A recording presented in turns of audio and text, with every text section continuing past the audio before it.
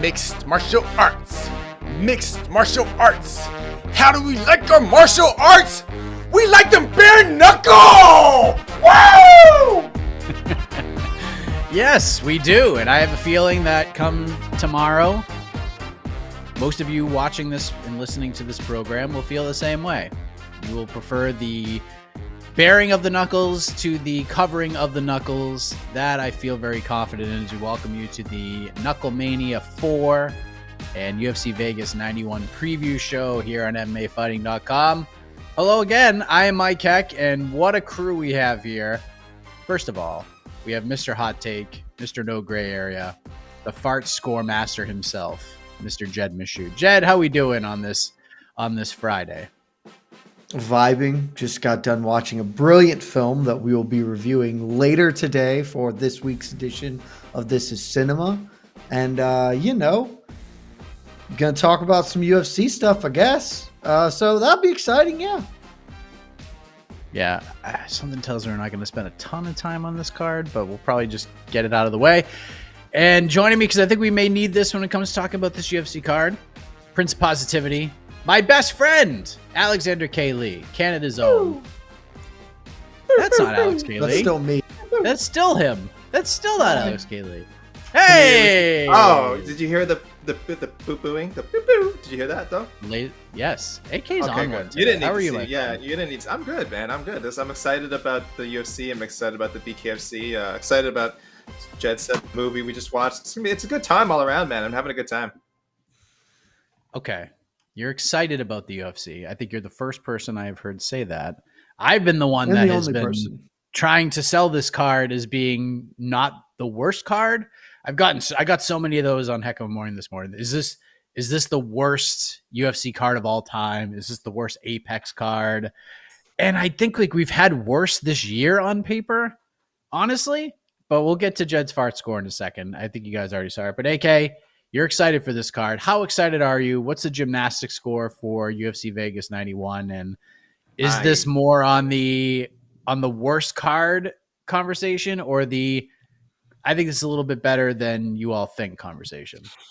I think name value wise, I was gonna say better. It's on par with the last Apex card we just saw, right? Alan Curtis too. I'm just looking at them right now. I guess, are we saying Brendan Allen, Chris Curtis are that bigger name wise than Nicolau and Alex Perez? It's equivalent. It feels equivalent. Ryan Spann and the co-main, and then you had Damon Jackson, Alexander Hernandez.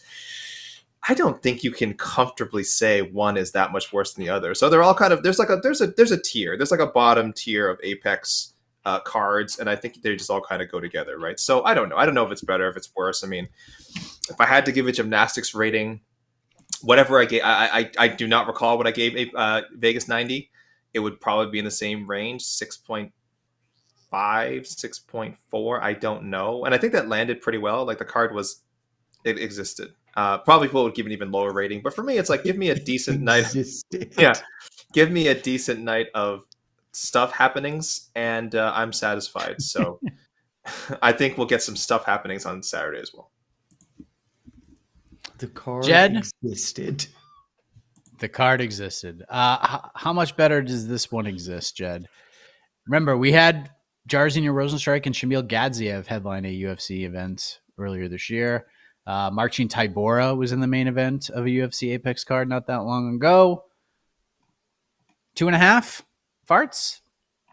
Yep, lowest scoring card of the year. Think it's the worst card on paper of the year. Feel pretty comfortable with that. The half farts almost was me being bullied into giving it. Like 2. This is a 2 fart card. It's just not like fights can always be fun. It's not to say that this won't be a good time if you have nothing else to do on Saturday, but because anybody can have a fun fight. It's just on paper, these fights are meaningless, and it is what it is, man. I don't know what to tell you. That 2 is doing a lot of heavy lifting there because definitionally, Ariane Lipski, Karina Silva is a fart, as they are 2 ranked fighters. But if they didn't have those numbers, I'm not entirely sure that would be a whole fart unto itself. So it's just, I hope the fights are fun. I hope they turn out well.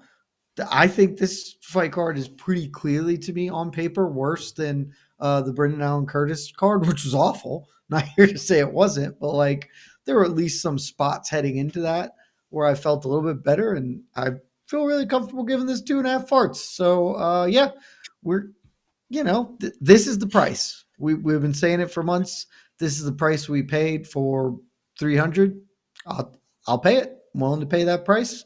And it's fine. We had a weekend off, so now we get to ease ourselves back in before the monstrous UFC 301, which I think is going to be a fart system card as opposed to a Mashula Star system card. So it's fine, but this is a bad card this weekend. KnuckleMania is the main event for this weekend, surely. All right, I'm curious how you got to 2.5, just out of curiosity. Main event, featured fight, that's each got a fart, right? Those are each a fart. Those are two so above replacement tussles. You're telling me out of the rest of this card, we couldn't get above a half anywhere Correct. else? The remaining fights are all replacement level tussles. Okay. Think so what was the half? What was the other half? I combined Ryan Spann, who is a ranked fighter, with Ronnie Yaya, Victor Henry, because I at least kind of think that's fun. So it's like the three of those together, and sure, Bogdan Guskov, I guess, is part of this party as well.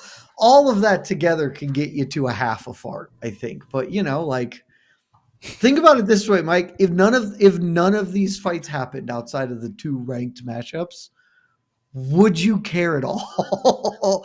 Like if it's like, yeah, this fight fell through and we're replacing it with random contender series matchup, I would not be impacted. Like if tomorrow or today, Tim Means versus Uros Medic, which I would say is probably the best other fight on the card, right? Like it's the fight closest to meriting a fart outside of the two that got it, in my humble estimation.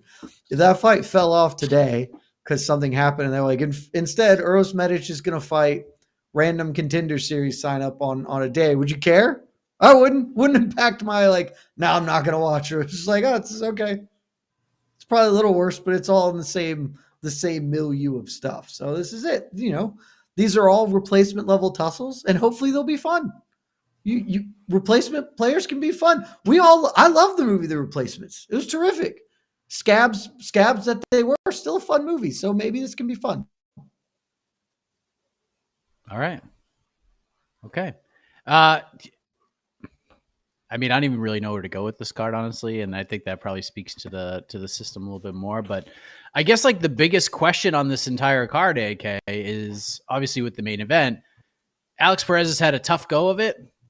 He had a spirited showing against Muhammad Mokaev, but it took him a long time to get back into the octagon. It hasn't been easy to get him inside that octagon. And Matheus Nicolau has kind of had a little bit of a weird run. Supposed to fight Manel Kopp on a couple of different occasions. Now he steps into this headline spot. So who has the most to lose in this fight, AK? Really, I think that's the biggest question we have on this entire card is I think these are going to be fun fights, but there are literally no, unless Vinny Siggs wins the flyweight title. And even then I still think both these guys are a little bit far away. What is at stake here? Who needs to win this fight more? Alex Perez definitely does. Four straight. He's got a pretty good reputation with the company. He did fight for the title once. They like that about him. He's a pretty exciting. I think he's a pretty exciting fighter, more so than Nicolau is. And I like Nicolau, but Nicolau is definitely not regarded as a fight of the night candidate every time he steps out there. He wins fights, and it's not always pretty. So for a guy like Perez, even though he does have a good standing with the company, 4 straight losses, boy, that's going to be tough. And I don't know what he's making money-wise. I imagine he's actually probably making a decent amount for a flyweight. When it comes time to count the beans, whenever the next round of that is, the UFC is going to look at someone like Alex Perez who's lost 4 straight. They're probably paying him a pretty penny for now and let it go. I hope that's not the case. I hope a guy like Alex Perez, like I said, who I consider to be a pretty exciting fighter, I hope he can take a 4th straight loss and that they keep him, because guys like him are so valuable. He does not become the worst fighter in the world because he lost 4 straight. He shouldn't be an automatic cut. But if we're being realistic, that is a dangerous zone he'll be put in. I don't think Nicolau is quite in that same range. I also don't know the contract status of either man. I'm not sure who has an expiring contract. Like the last fight in their contract. Then obviously that's going to make a difference as well. But assuming that neither guy's on the last fight of their contract, it's Ox Perez, who has a bit more to lose here. But Nicolau's got to impress, man. If he puts together like kind of a stand, like a bog standard 49, 46, 48, 47 win, it's not going to do a lot for him. Not that there's other than scoring some insane highlight reel finish, which is really not his forte. Not that there's a lot he can do anyway to impress the matchmakers or move himself closer to a title shot.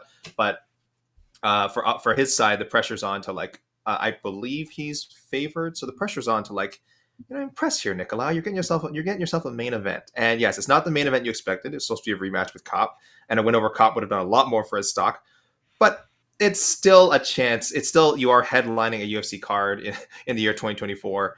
And that has some cachet to it. So hopefully if Nicolau wins, it's in impressive fashion. But I mean, there's a chance that, Mike, that neither guy gains much from this, and both end up losing. Like if Perez loses the decision and Nicolau is just completely dull, this might be a good case where it's good that it's not in front of a crowd, depending how this one plays out. Jed, what say you? Can you make a case that Matheus Nicolau needs this more? No. That seems like a really hard case to make, just because of what AK said, right? Perez just lost a lot, 4 in a row. I've been talking about with other certainly higher end fighters, guys like Alexander Volkanovski and stuff. Where it's once you lose 4 in a row, your career, it doesn't matter if you're just losing to the best dudes in the world. The rebound rate for that is so low because the game is so focused on confidence is such a critical part to the sport. And just the fact that you were still at this peak, so they're not going to softball you even on a 4 in a row. You're not going to get somebody who's, at the bottom to, a confidence boost. You're still going to have to fight somebody tough. And so it's just, you don't ever want to lose 4 in a row. It's really, really hard to come back from that. And so, it's not great for either man to lose here. And certainly Nicolau losing 2 in a row at that point, firmly outside of the title picture, really. So that's tough. But Perez's career is on the line more or less this weekend. So I don't think you can make an argument that anyone this weekend has more to lose than him. Well, I mean, look, might as well make a pick, right? According to our friends at DraftKings, Matheus Nicolau minus 180, the comeback on Alex Perez plus 150. Anyone picking the upset here? I'm not. I can't do it. Nicolau wins decisions. So I'm assuming this one's going to go 25 minutes.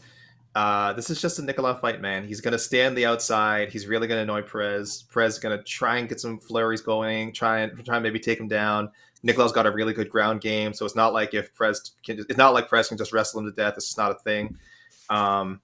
Listen, the odds aren't crazy. It's not like Perez is a 4-1 underdog. Perez could win a decision too. This is kind of how much of a toss up this is. But if I had to bet, I'm very confident in Nicolau decision.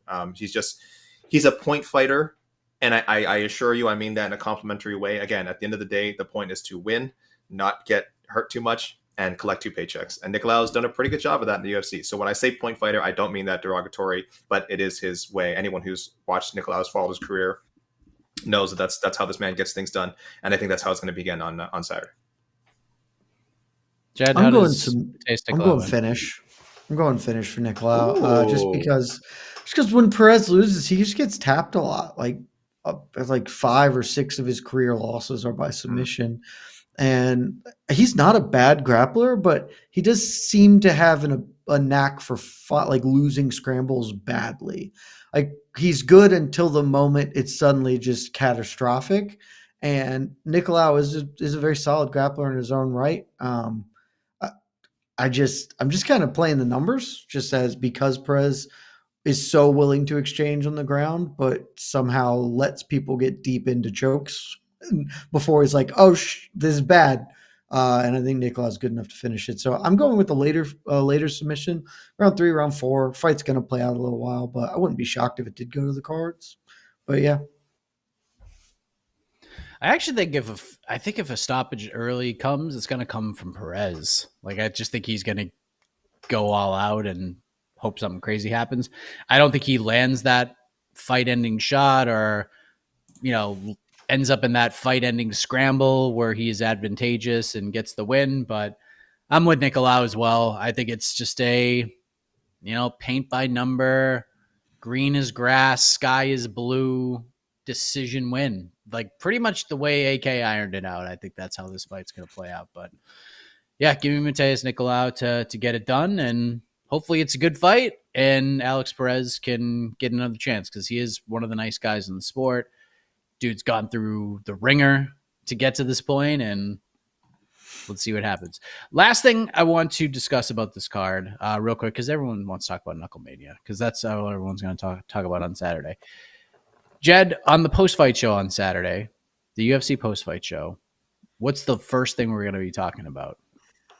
What's going to be the lead topic? What's going to be the biggest story coming out of this? Just like looking at this card, who's going to be the hero, the MVP of UFC Vegas 91? I'm going Denise. Sorry, I don't know why I said Diaz. Janata Denise. Knocks out Duval. Right, Austin Lane.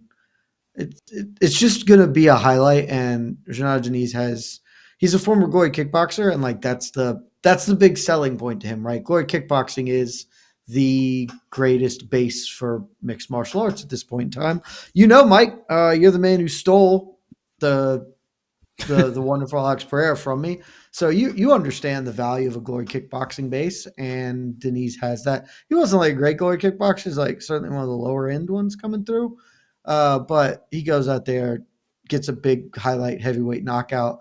And then we're like, okay, let's see about him versus Despond, right? Like that seems like just let's let two dudes who hit people real hard hit each other real hard. That'll be fun. So in the absence of literally anything else of interest, I'm going to go with the Contender Series guy making his debut that has the biggest opportunity for a splashy KO. AK, what's going to be the post-fight show headline? What's going to be the biggest talking point coming out? Who's going to have the Chris Weidman moment, if you will? Or, I'm just trying to think of some name that wasn't in the main event stealing the headlines. Mike, sing it with me. Sing it with me. It's just another Marnik Man day. I hate you so much. Ryan Spanday. Come on. How is no one? Let me tell you something. Let me tell you something. I made this Marnik Man joke on Twitter today.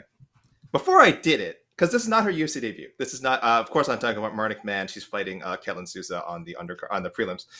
I Googled, I searched tweets multiple times. I'm like, has anyone else made this Marnik Man joke? Surely someone else has made this Marnik Man joke, and no one did. So I am claiming it. I was going to wait to see if she won on Saturday, but I'm like, there's a very good chance she doesn't, and then I will not get to make this joke. So I'm a little disappointed in myself. I should have more faith, but I do think Ketlin Souza is going to beat her. So, and yes, Mike, before you say that was not an answer to your question. I just wanted to get that joke in there. I don't think we'll be talking about Marnik Man after.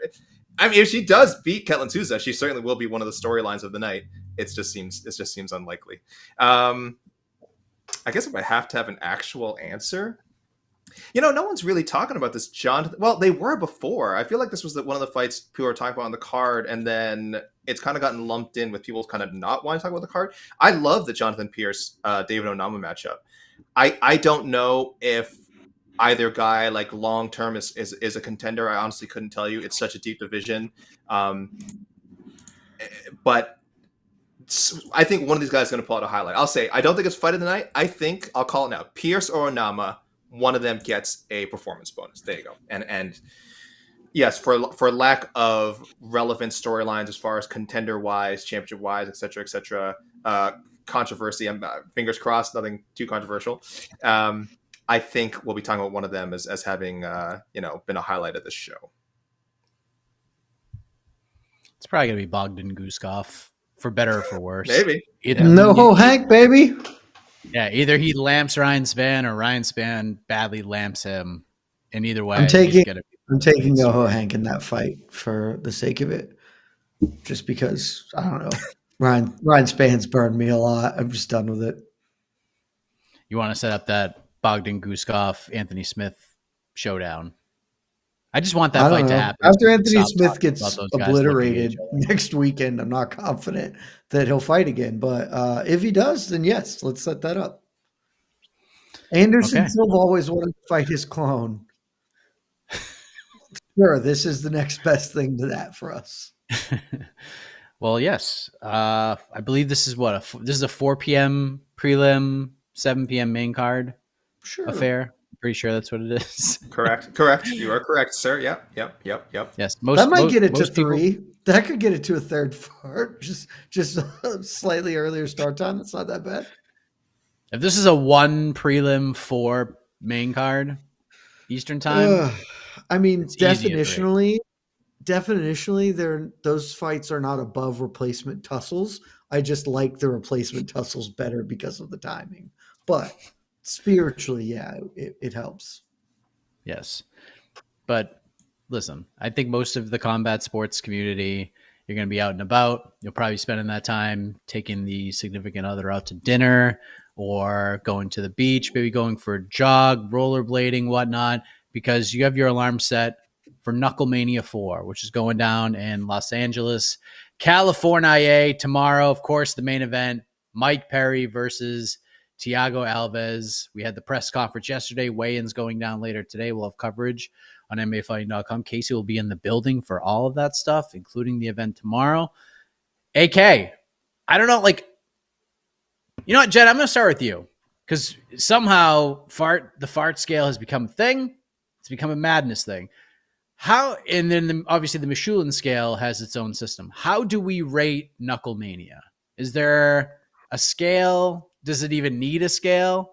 Is it like near, far, pass, fail? How do we grade BKFC KnuckleMania events on paper? Look, KnuckleMania is, you don't grade it. It's like, do you grade the works of Van Gogh? No, it's just a vibe. It's a feeling. You go stand in front of the art at the museum and you let it penetrate your soul. And that's really what KnuckleMania is. When the UFC is churning out the same kind of content week over week, you got to grade it. It's too easy.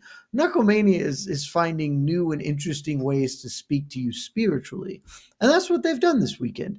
I would not say this is their best KnuckleMania. I don't think they would say that if they were being honest. If you get Feldman off the record, you're probably like, no, but we're happy with what this turned out. But, we're chasing the dragon. We're trying to get back to the highs of Eddie Alvarez, Luke Rockhold, that whole thing that we had going there. But this is still lovely. So I won't stoop I won't defile KnuckleMania with the fart system because it is above that system. It exists in its own plane, and that plane is something that honestly is going to be the most traffic driving thing for us this weekend. Undeniably, it's going to be the thing that the most people are interested in broadly, and it's going to be the most fun.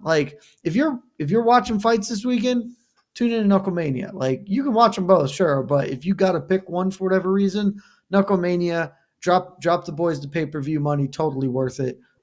It's going to be a good time because these things always are. AK, how do you grade this? By the way, pay-per-view $29.99. It's $30. Next week's UFC 301, $80. Just put that in perspective.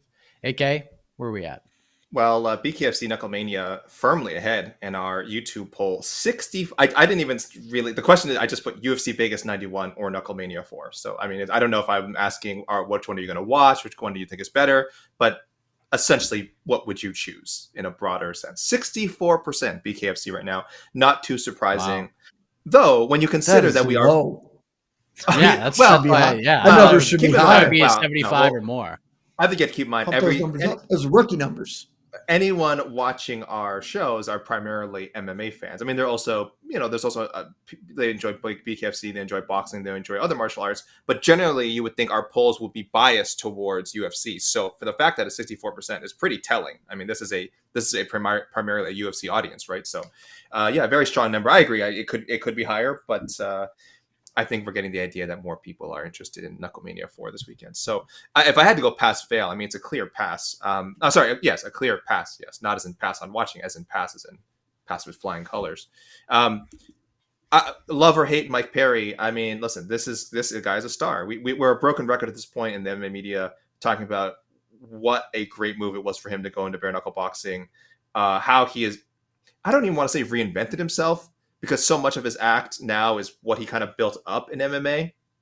But it's going to a field that I think is much more suited to his skills and certainly his unique brand of trash talk. I don't know who I saw mention earlier today is like, don't get into a juvenile insult contest with this man, because you can't adequately go down to his level. He has a juvenile streak that is perfect for these kind of press conferences, for clipping for the internet. If you're trying to outsmart him, you're already playing the wrong game. So it's not quite the level of Booger Man, but I think he's Thiago Alves now. Thiago Alves is Miss Piggy now. He's probably being bombarded with pig snout emojis, and listen, it's really bad. That one is bad just because it's like doesn't even really land. The Booger Man is just unbelievable. Booger Man is genius. But Mike Perry also jumping in on the new era baby nuts conversation was exceptional childish behavior. So it was quality work from him yesterday. Yeah, but it's I'm very happy for BKFC that they know what they have. That the iron is so hot with Mike Perry right now, and they're just striking it over and over and over and over and over again. They're not getting cute with how they book them. They're not getting cute with his opponents. I mean, like Thiago Alves, we all want the Darren Till fight, but that's not going to work out.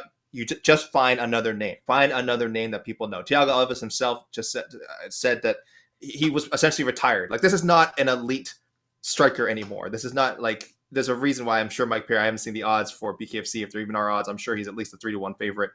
This is meant to be a showcase for Mike Perry. And we all like Thiago Alves. We've all seen him at his best, but this is meant to be a showcase and a walkover. And for a spectacle like BKFC, that's what you want. So it's just, and looking at the rest of the card, a fine smattering of established BKFC people, established MMA fighters. It's good stuff. It's good stuff. A definitely clear pass.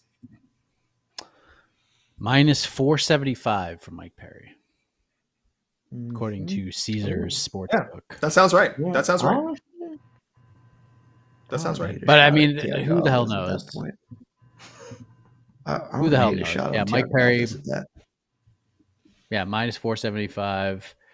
Let me see what other odds we have here. Crystal Pittman minus 230. Lorenzo Hunt minus 225 against Mick Terrell at heavyweight. So there you have it. What are the Duffee Rothwell odds? God. Let me see if we got any. I don't see any. Lorenzo Hunt, Mick Terrell's interactions yesterday were the best thing of the weekend by far. That was great. You don't know where I've been. You got to learn to see these things. And I'm telling you, that man is covered in white supremacist tattoos. I have a Star of David on my stomach. It's just the most incredible rebuttal line. Take your shirt off. I have a Star of David tattoo on my stomach. What are you talking about? It's the most unbelievable. Man is covered in neo-Nazi tattoos. I'm not seeing betting. I'm not seeing any betting odds on Todd Duffee, Ben Rothwell. Are there Julian Lane, Evgeny Ferdinand odds? Julian Lane plus 140 underdog. What else we got? Fernando Gonzalez, who you know from Bellator, minus 300 favorite. Maybe they just don't know. Maybe they're just not fully convinced that Ben Rothwell and Todd Duffee is going to happen. I think they just don't want to take money because they would feel unclean by having gained money on Todd Duffee fighting. I have a question. Where does Julian Lane rank among fighters who have made a career out of a singular memeable moment? He has to be in the top 5. Because he's not good. He's a very specific window, but yeah. Very specific question. He's not good. Okay, one, he's not good. 2, he's not super exciting. Maybe I haven't been following his bare knuckle enough. I will say in MMA, he was not an exciting fighter.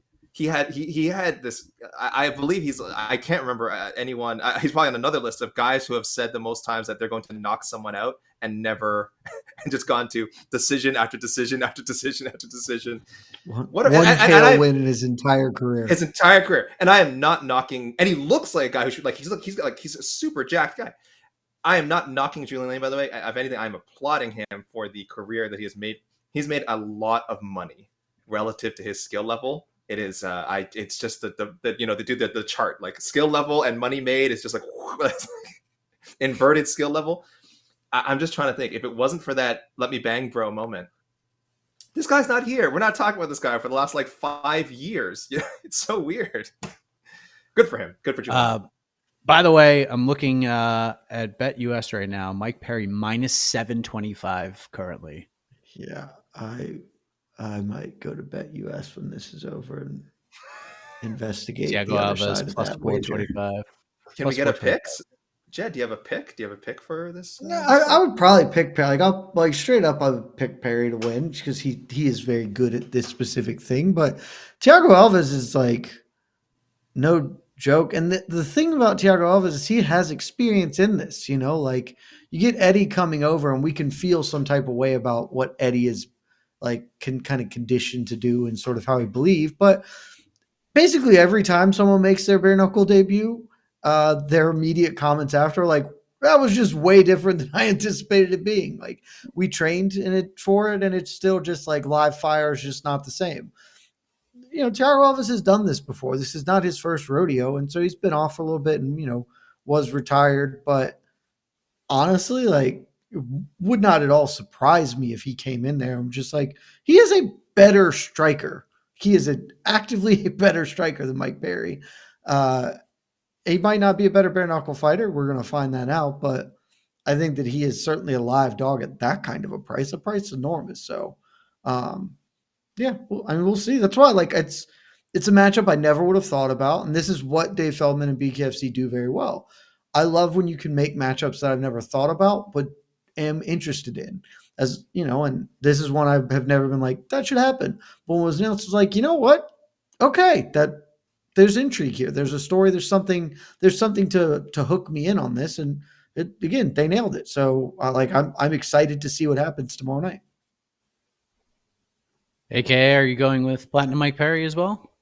Yeah, I think you have to, right? I think you have to. I mean, the odds, when you hear minus 725, you probably think to yourself, like, this is the same guy who was like a middling UFC fighter, and now he's like minus 725 in bare knuckle bouts against, as Jed has kind of pointed out, someone that we know once upon a time when they were at their best was way better than Mike Perry. Like, the best version of Thiago Alves is way better than Mike Perry. But I don't think we're getting the best version of Thiago Alves on Saturday. I think he'll be fine. I think he's someone who, of course, even though he said he's essentially retired, has been trained. It's not like he's coming off the couch. I don't think he's been training. He's been training good isn't he fighters. Like the striking coach at ATT. Sure, that's what I'm saying. He's stayed sharp, but that's different than training for a fight, though. It's definitely different than training for a fight. So, and how old is Thiago now? Thiago is 40. 40. He's a hard 40. This isn't a gentle 40. This is a 40 of a man who's been in some serious fights. And while I hope this isn't a one-off for him, I know he's getting. It sounds like he's getting paid handsomely, and but if it's up to him, he takes this one fight, gets paid, win or lose, and goes back to coaching. I would like to see him at least one more time. Assume he doesn't completely crap the bed on Saturday, like we see kind of the flashes of what has made him such a well-liked fighter over the years. I hope we see more of Thiago Alves, but this has to be a win for Mike Perry. Will Mike Perry be able to knock him out or finish with strikes? I don't think so. I still think Thiago's pretty tough. So I think we get an exciting 5-rounder. So exciting 10 minutes of furious action. Yeah, I think this is of all the fights Mike has had, this is probably the toughest one he's had. Like, Eddie Alvarez is like stylistically super fun and a vicious guy, but Mike was the bigger dude. And like Jed said, until you actually get in there and experience it, it's tough. It's very raw. It's a whole different feeling. And I've talked to like certain fighters who have competed, and they're like, yeah, I thought this is going to be like a normal thing. And then I got hit once, and you're just like, whoa, it's a whole different feeling altogether. So And Thiago's last fight, it was 3 years ago against Yuli Diaz. That shit was wild. Those two beat the hell out of each other. And Yuli Diaz is the guy who had like the 1 second knockout for BKFC, who's kind of a wild man in his own right. So I do think I think from a betting perspective, I think Alves is probably worth like just a look, especially if that line gets up anymore. But the pick for me is going to be Mike Perry. I think like 4th round TKO, probably like a ref stoppage or a doctor stoppage, bloody battle. I think it's going to be a lot more fun and competitive than people think it's going to be. But yeah, there are very few people on this planet who are beating Mike Perry in a bare knuckle fight. And as much as I respect Thiago Alves, I don't think he's one of those people. So we'll see what happens. It's going to be a lot of fun. Mike, I think you said the thing that is me the most excited about this.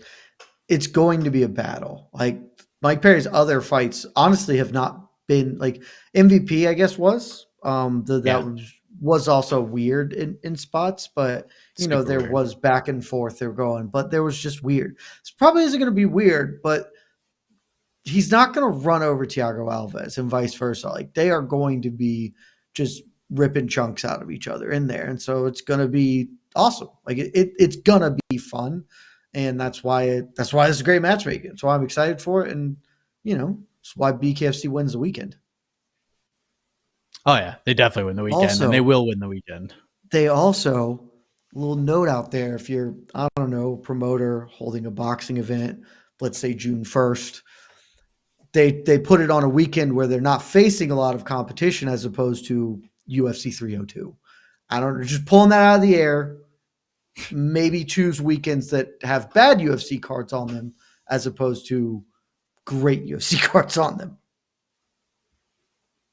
Lessons to be learned, ladies and gentlemen. The more you know. There's the graphic. All right, let's bring Casey in. We'll just answer questions. I mean, I really don't know what else to say. Lorenzo Hunt, Mick Terrell is going to be fun as hell. Mm-hmm. The build has been great. The face-off they had outside, like the little ceremonial face-off, like outside in LA, was hilarious because Mick Terrell just kept talking about how much taller he was. And Lorenzo Hunt's like, how much shorter do I need to be? He goes, how much shorter do I need to be to punch this guy in the fucking face? And it just popped me. It just popped me the way that he said it.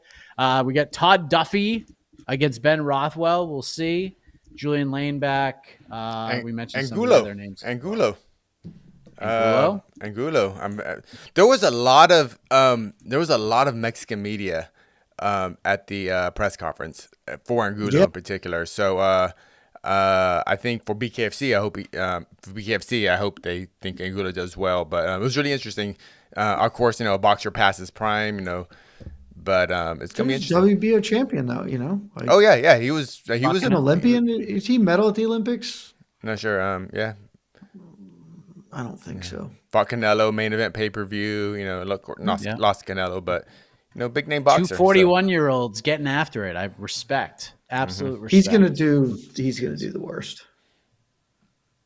The difference between bare knuckle boxing and boxing, I've come to decide, is more vast than the difference between bare knuckle boxing and MMA, even though I think that is also a major difference. Absolutely. It's just the glove size. Your guard is MMA fighters transitioning to bare knuckle.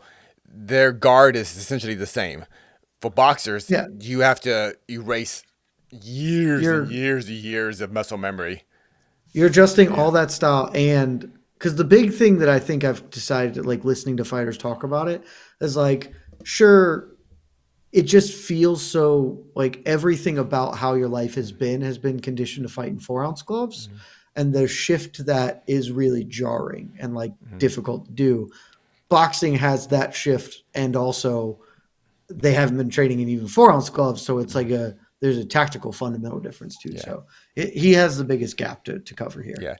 And from what MMA fighters have told me, getting punched in the face bare knuckle, not the cuts. Of course, you get cut more, but the actual impact, they say it pretty much feels the same. Game punch of a 4-ounce. It feels similar. It's just, it is just different. Yeah. Yeah. So, and for boxers, that's a totally different feeling. So, Angulo, it's that, and I think that's why we haven't seen too many, we see past their prime MMA guys be successful, but not past their prime boxing guys be successful, which is, you would think that doesn't make sense, but if you really think about it, it's very different. And I mean, Austin Trout's doing pretty damn good. But Austin Trout, he is breaking the mold a bit, so maybe he's learning. I watched Ishii Smith have a bare knuckle fight, and he looked fantastic in his fight. Yeah. I think if you come in with the right mindset, but like I also think we don't factor in how different 2-minute rounds are. It's just a dead ass sprint.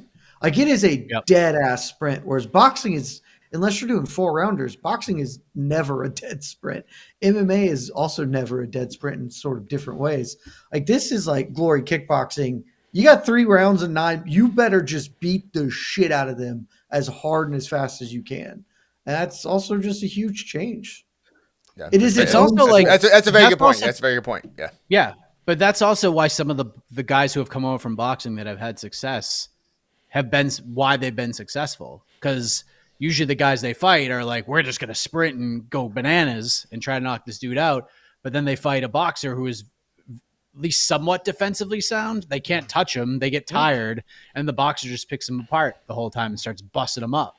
And they get frustrated and the frustration kicks in. And that's why guys like Ishii and Austin Trout do very well over here. Now, not everybody's like that. And who knows what a guy on the back nine who's 41 is going to do once he gets into that setting. But it's the sport of kings, baby. The sport of kings. All right, here we go. Let's hit the super chats first. Achilles, Vegas 91 is so bad. I'm actually looking forward to dropping $80. Jed, your hat is a fart. This is a East Lake hat. I don't know. This is a terrific hat. Also, I showered this morning, guys. It was exciting. Oh yeah, how'd that go? We've seen some comments. I had to go to a neighbor's house because the plumber can't solve my issues until tomorrow. But we got to shower, so that was at least nice. But we rocked so well with the pink East Lake hat yesterday on BTL. I thought I'd bring it back because there are a certain subset of our comment section who it really irritates. And I got to tell you, I enjoy pissing those particular people off. Keep it coming. I think we should all buy pink hats. I have one somewhere. This is a gift. I have. Oh, not my pink hat. I do have a pink hat too. I wish we would have called each other and kind of planned this next time. We'll do a pink for hat this round is cinema. table. Yeah, save it for the movie podcast, boys. Oh yeah. All right. We got a super chat here. This super chat is really for. Thanks, Aquiles. Thanks. For wish we had former MMA sports blogger Mark Ramondi here, but dude, Jameek, the Falcons went to the Mike Heck school of taking draft picks that other people need more. This is a great super chat, by the way. Excellent. I am so excited. So Raimondi moved literally 300 yards away from me.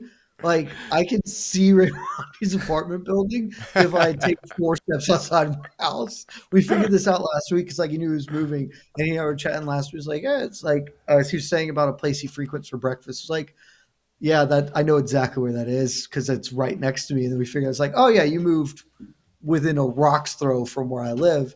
And obviously he's got draft stuff this week, but we're going to grab drinks next week. And I'm so excited to be like, so you've been officially on the Falcons for like 5 days, and then this happened. How was your weekend, buddy? Can you give me a cliff notes of what happened in the draft? Because I've been actually hearing a lot about this, the Falcons.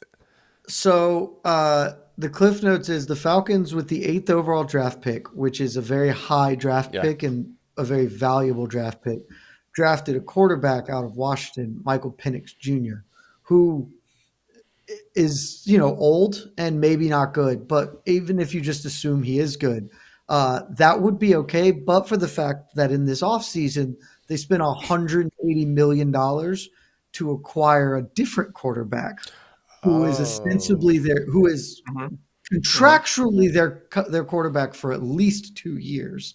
But is one of the top 12 quarterbacks in the league. And so likely their quarterback for like 3 to 4 years. Draft contract's 4 right now. Yeah. But there's void years on the back end of that. They can get out of it after 2 functionally. But Casey, draft picks, if you're a first round draft pick, it's 5 years is what your contract is. So they have functionally set up to have taken a top 10 draft pick for a dude who may well not play on that contract. It is horrifically bad team building at a fundamental level and deeply funny. Very funny. Yeah, we have some weight misses. Ooh. AK, this is where you shine. Let's play the guessing game. Let's play the guess. Who do we think is going to miss weight? I mean, let me. Okay, it's not. Let me ballpark. All right. All right. Good. No one needs the main event. Who seems like they would miss weight on this card? No, there's several heavyweights. Professional. Several heavyweights as well. Several heavyweights they're not missing. Well, I had a spoiler earlier, but my teammate took a very short notice fight, Chris Taco Padilla, but he made weight, correct? Yes, he did. Wow, that's so. Okay. I'm gonna take a guess. I'm gonna take a guess. Gabriel Benitez. That was gonna be my first guess. Incorrect. How dare you? The veteran Gabriel Benitez successfully made weight. How dare you question Mowgli? Mowgli making weight. He was like the third or fourth person to weigh in too, I think. JSP? Incorrect. Boy, you guys are. I kind of didn't believe it, but I just know he's fought at lightweight before, so I'm just trying to figure out who. Ariane De Silva. No one's jumping out at me as someone who would miss weight. No. All right, I'm done with the game. Tell me, okay? Is it one of the heavyweights? It is not one of the heavyweights. That would be the best. We got a couple here. Shaheen El Shadi's keeping an eye on it. Just sent to me. David Onama. 2.5 over 148. Damn. Yeah, not good. Not great, David. Not great. I told you this. That I got to keep an eye on this fight because this is a really telling moment here. So I don't know. Okay, so David Onama 140.5, and the man fighting Taco, Casey, James Lontop. Oh wow, half a pound over. Yeah, a little disappointing. So James, the thing with Lontop is he was originally scheduled to fight he was one of the first fighters I think announced for this card. He was fighting Lando Venata. Lando Venata had to withdraw, and Venata got replaced by someone else, Gabe Green. Gabe Green. And Gabe Green got replaced by your boy Taco. So James is the one who's kind of like they've been kind of going out of their way to find him an opponent. And then he misses weight. Now, I don't know what's going on with James Lontop. It's possible. I don't know if maybe he got screwed up by. Maybe he got screwed up by their moments where, right? where he wasn't sure if he was fighting. Yeah, he'll make it.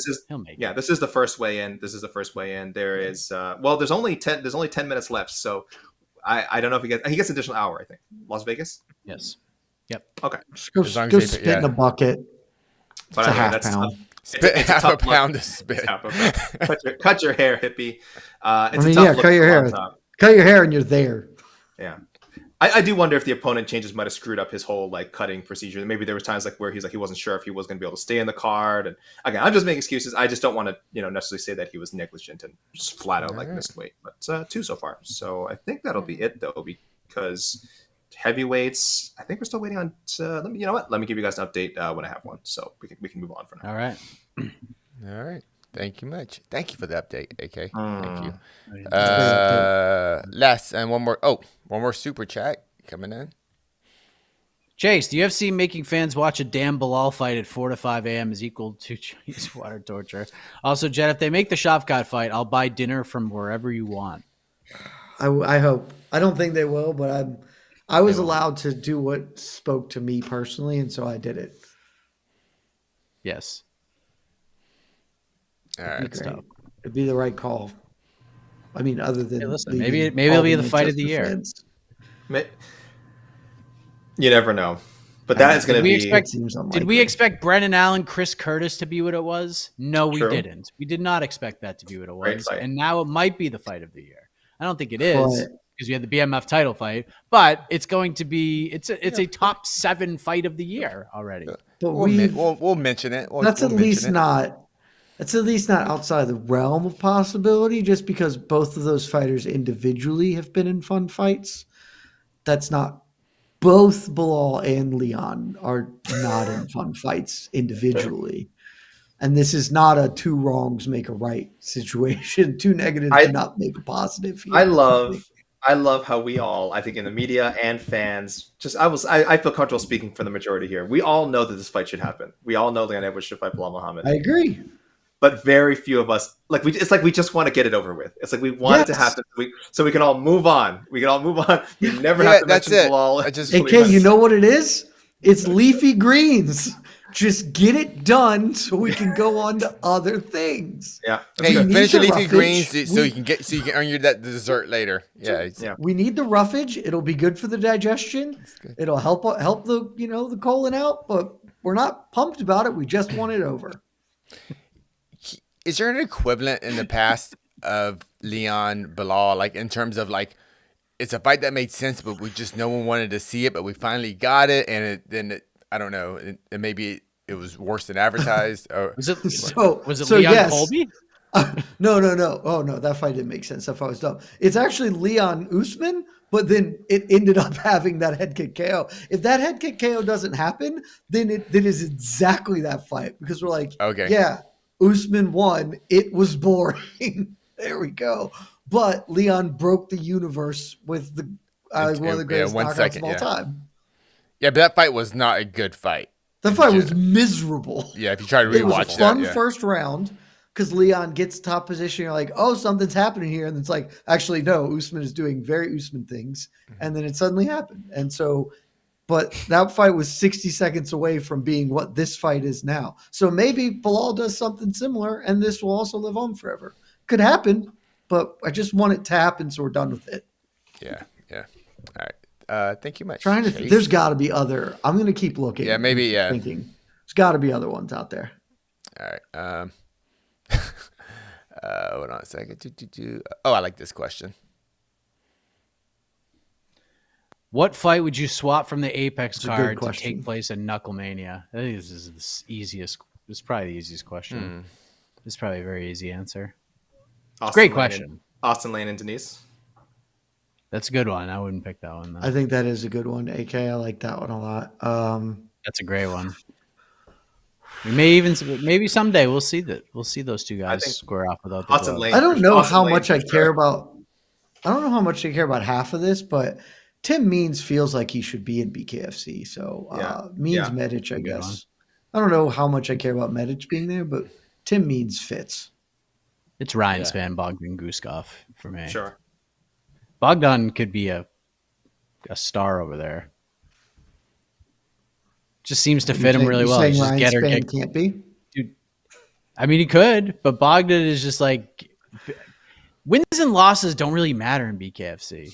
Like if you just get after it and bleed and have a get or get got style, like you could just be a star in that regard, even if you don't win a lot of fights.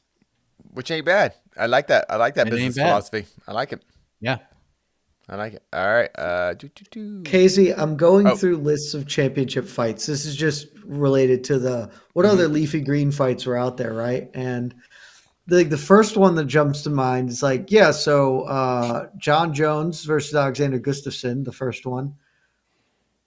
That turned out pretty well for all of us. So, and then it's like Anderson Silva, Talis Leitis, which is a funny fight, but not a good fight. So, like, I think the hit rate is mostly failure. Is what I'm getting at. And the thing with Leitis Silva, it's not like there was this long drawn out like build up to it. Yeah, I mean, we've been talking about Belal and Leon for like 2 years. Like none of them have.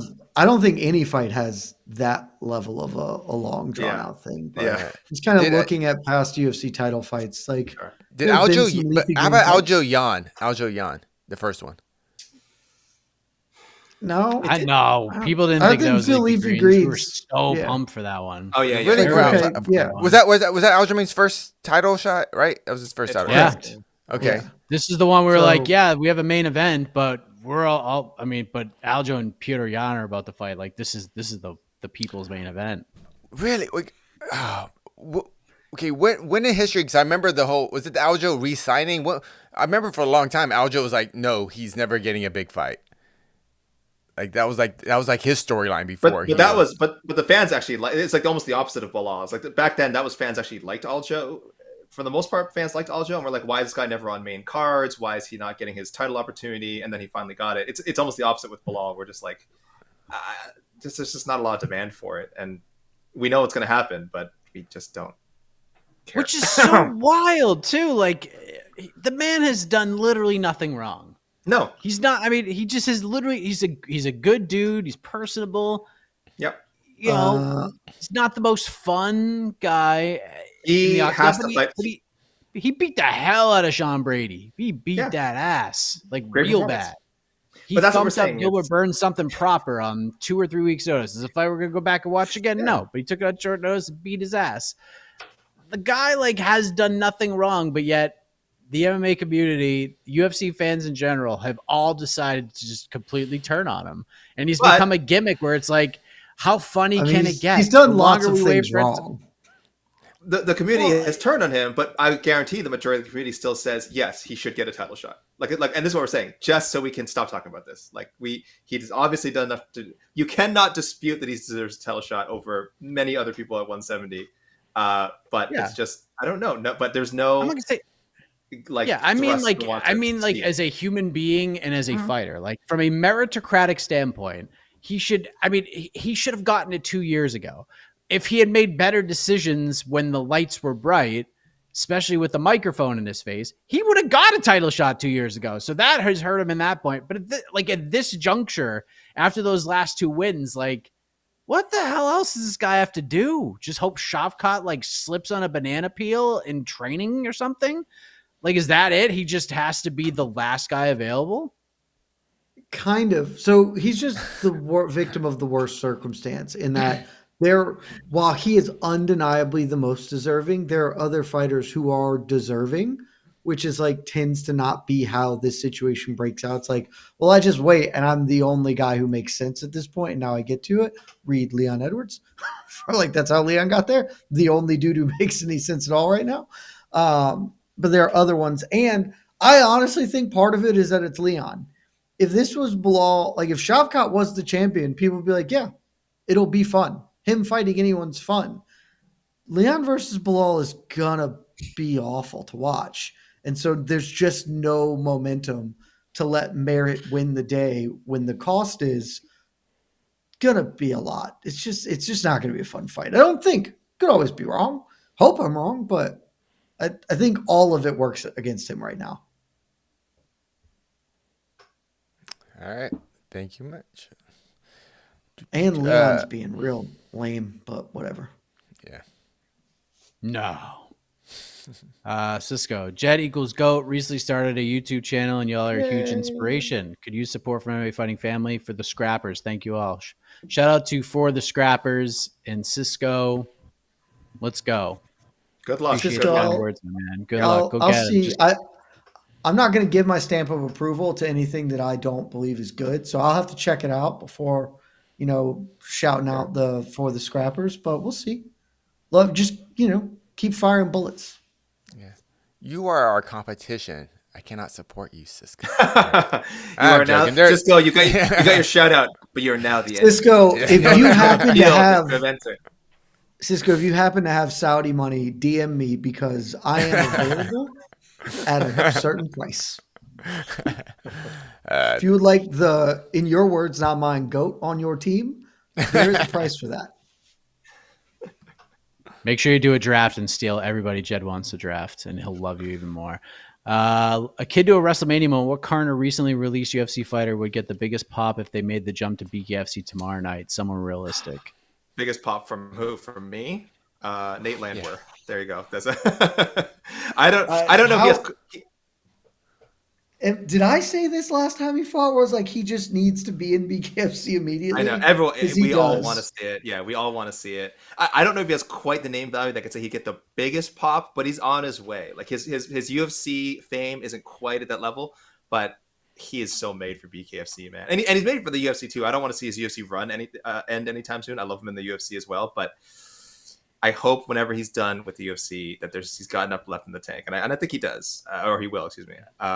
To do some BKFC because that is Nate Landwehr's world. Isn't the answer Tai Tuivasa? Oh, that'd be good. I mean, actually, Derek Lewis. I would say Derek Lewis. Oh, true. He's more. Yes, the more. Derek Lewis, I actually think is even more so than Tai Tuivasa, though. Okay. Neither is the wrong answer. Okay. Yeah.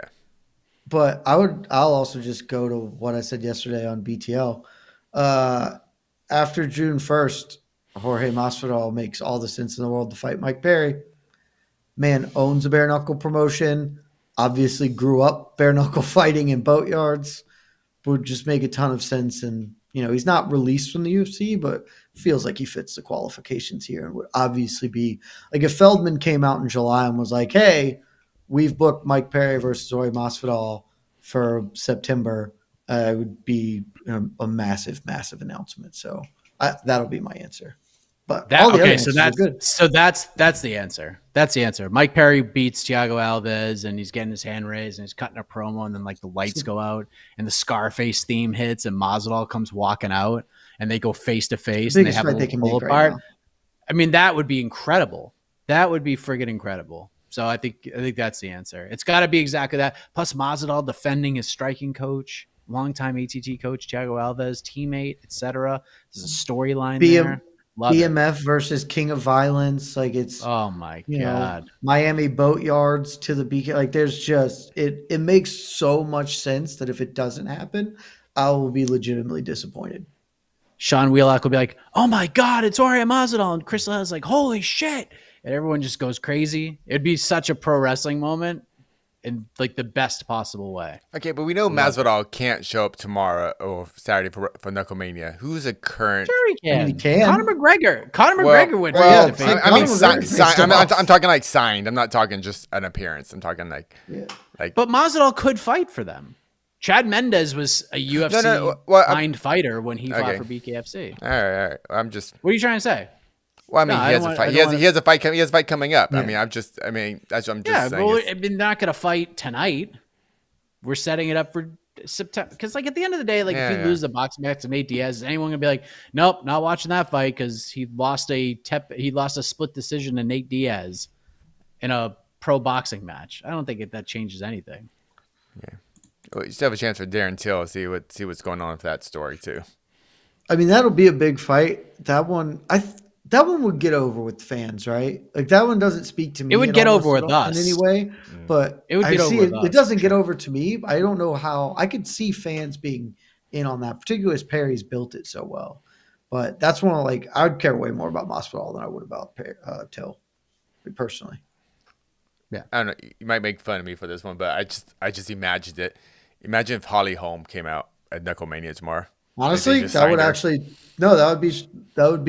make all the sense in the world. She's 41, she's coming off a bad loss and then transitioning, gets a good paycheck. She's a prize fighter. I don't know. Hall of Fame UFC fighder, Hall of Fame boxer. Like, she's the only person probably ever who will have those two credentials. Honestly, that actually is a really, really good idea, Casey. That's a great pick. I don't know why you said we'd make fun of you. I think that's actually Christine. Good job, Casey. Casey, good for you. Yeah, Casey. That's good. Christine Faria versus Holly Holm. That's a big ass fight.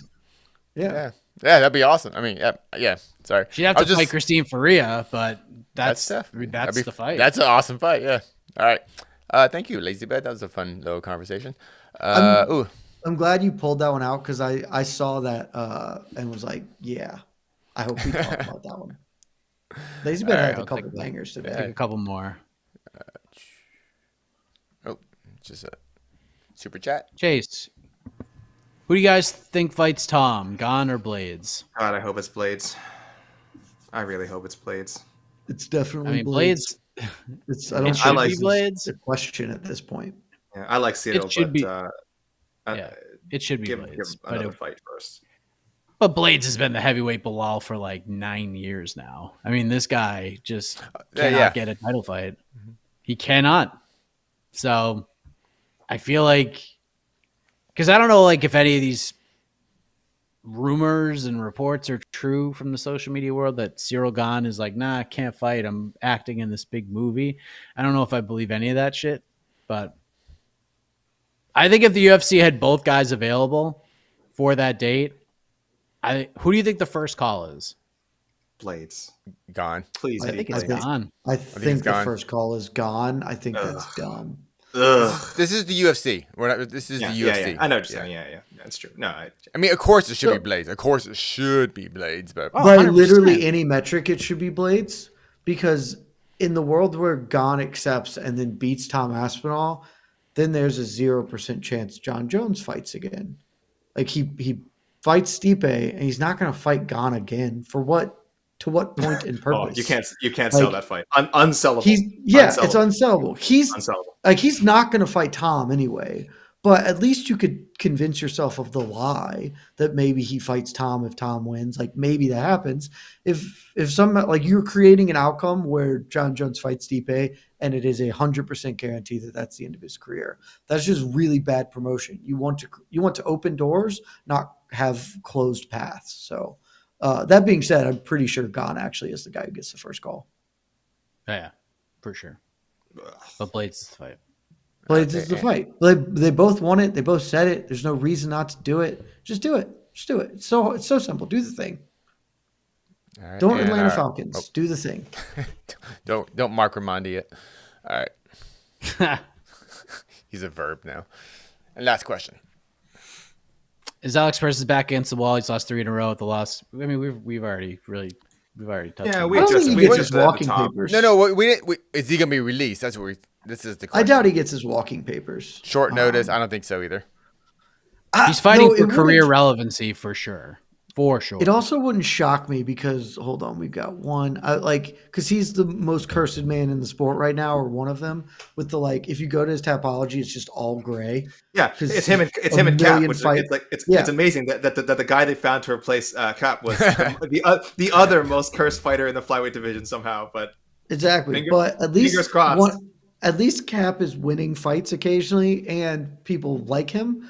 Whereas I feel like people mostly don't know or care about Perez, and he's lost a bunch of fights. So if you take the combination of not being all that popular, lost 4 in a row, and also it's impossible to book you because the gods don't want to see you fight, that's a combination that wouldn't stun me if they're like, yeah, you're gone.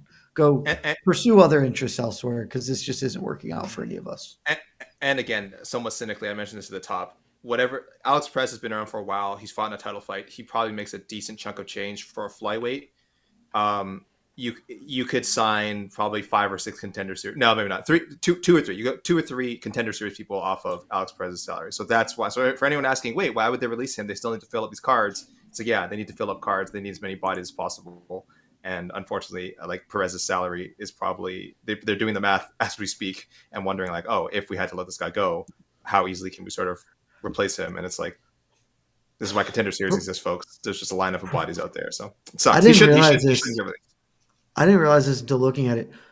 Of the billion cancellations, 5 of them were Perez. Perez withdrew in 5 of these. That's a lot of withdrawing. The UFC is deeply not supportive of you. Go compete in Ryzen. You won't be unemployed. He's very employable. Yeah. Yes. Go. Dude, PFL will sign him in 5 seconds. And Don Davis will talk about how they just signed.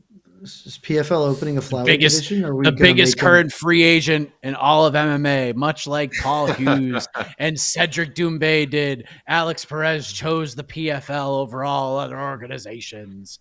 Co-leader, baby. Hit the music. No disrespect. Yeah. No disrespect to Alex Perez, but he's not the face of my flyweight organization. Before I hit the music, still got to do a big shout out to my 5 teammates fighting this weekend. Brandon Avila, Drake Flores, James Acosta. They're fighting in Indiana in this wonderful promotion called Art of Scrap. And in the UFC Apex card, Victor Henry and my teammate Chris Taco Padilla is fighting. So make sure you check it out. I know you haven't heard of Taco yet. He's awesome. Very short notice fight, so I'm very worried. I know he didn't have a real training camp. But also check James him out. Lontop's good. Oh, yeah. But it's a tough fight. It's a very tough fight. It's a very tough fight. Taco's awesome. And, he just beat up former tough vet. I don't know. I forgot his name, but he was in the UFC. He just beat him up. But, so make sure you check in early for the prelims. I have to say, just if I the weird vibes, if I'm looking for a off the board vibe, Taco has Tristan Connolly vibes. He has Tristan Connolly vibes. I like it. Where he just steps in, plays spoiler, maybe even gets a fight of the night bonus on top of it. Because that fight, stylistically, is going to be fun as shit. Taco is a very exciting fight. Facing an overweight South American fighter There's some vibes here, Mike. There's some vibes. Hey, Just hey. Vibes. Okay. Still overweight. He's got to make weight, though. He's got to make it. I don't know. Half pound. He's gonna make weight. UFC, unless he's like Charles Oliveira and just can't gains cut a weight. half pound. UFC.com has put in that he has missed weight, but again, I don't know if they weighed him in again. I'm just saying, as of now, he's officially missed weight. So we'll see. Also, whoever's manning the scale, it's a half pound grow up. It's fine.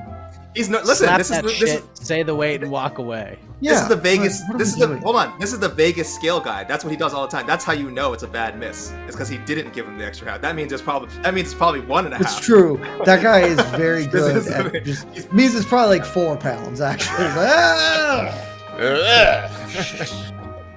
Well, stick with MAFight.com. Find out if he makes weight. For Jed, AK, for Casey, I am Mike Hack. Lots going on tomorrow. Make sure you spend your Saturday with us. Good night, everybody. Love y'all.